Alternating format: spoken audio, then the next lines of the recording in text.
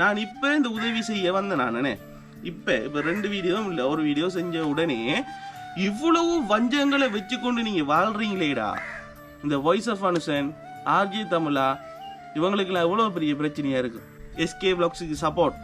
அப்போ எஸ்கே வ்ளாக்ஸுக்கு சப்போர்ட் பண்ணுறதுனால பேட்டி பாயும் ஒரு கள்ளன், காவாளி, ஆன்டிமாரை வச்சிருக்கிறான்.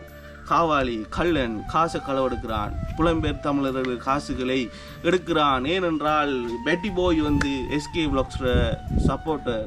பேட்டி பாய்க்கு எஸ்கே வ்ளாக்ஸ் தான் தலைவர் என்ற கதைகள் எல்லாம் தாண்டி நம்ம வெளிநாட்டில் இருக்கிற முட்டா பசங்களுக்கு புலம்பெயர்ந்த தமிழர்களை நீங்கள் கேவலமாக கதைக்காதீங்க.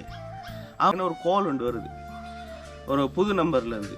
அப்போ ஸ்ரீலங்கா கோல் தான். அப்போ நான் ஒரு ஆன்சர் பண்ணிவிட்டு சொல்லுங்கன்னு சொன்னேன். நாங்கள் கரடியன்னார்லேருந்து கதைக்கிறேன் தம்பி. கஷ்டப்பட்டாக்களுக்கு ஃபர்ஸ்ட் போக்கில் பெட்ரோல் இல்லை, எனக்கு வழி இல்லை, நான் அவங்களோட பக்கத்து வீட்டுக்காராக்களோட உடுப்பை வாங்கி அங்கே வாங்கி இங்கே வாங்கி ஒரு சென்டிமெண்ட்டை உருவாக்குறேன். சென்டிமெண்ட்டை உருவாக்கி கஷ்டப்பட்டாக்களுக்கு போயிட்டு உதவி செய்ய போகிறேன். உதவி செய்ய போக்கில் இந்த வீடியோ பார்த்து எனக்கு இப்போ யாராவது ஒரு ஆள் 10 லட்சம் அனுப்புவாங்க.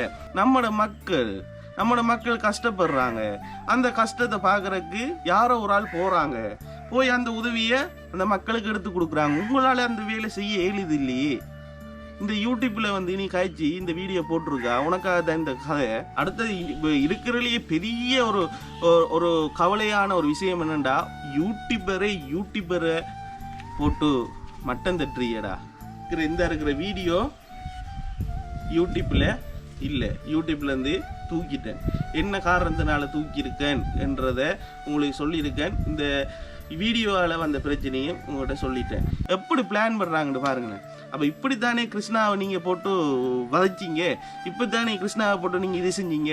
கிருஷ்ணாவை அரெஸ்ட் பண்ணது வேறு ஏதோ பிரச்சனைக்காக, ஆனால் கிருஷ்ணா இந்த பிரச்சனைக்காக தான் அரெஸ்ட் பண்ணாங்க, இந்த பிரச்சனைக்கு அரெஸ்ட் பண்ணாங்க. கிருஷ்ணாட்ட 9 கோடி இருக்குது, 10 கோடி இருக்குது, இத்தனை கோடி ரூபாய்க்கு ஒரு யூடியூபர் எப்படி வரும், அப்படி இப்படின்னு சொல்லி தேவையில்லாத கதையெல்லாம் காய்ச்சி கிருஷ்ணாவை போட்டு முட்டைக்கு 45 நாள் ஜெயிலுக்குள்ளே வச்சு என்னடா வருது இதால உங்களுக்கு லாபம்?